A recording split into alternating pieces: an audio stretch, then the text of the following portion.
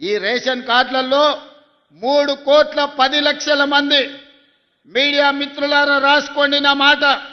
ఈ తెలంగాణ రాష్ట్రంలో 3,10,00,000 మంది తెలంగాణ బిడ్డలకు ఈ ప్రభుత్వం సన్న బియ్యం ఇస్తుంది.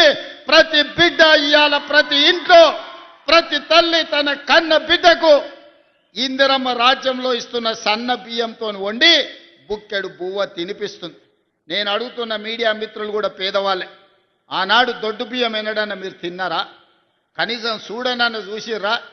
అట్లొస్తే ఇట్లా రేషన్ షాపోడే 10 రూపాయలకు 11 రూపాయలకు పైసలు ఇస్తాను తీసుకునేటోడు.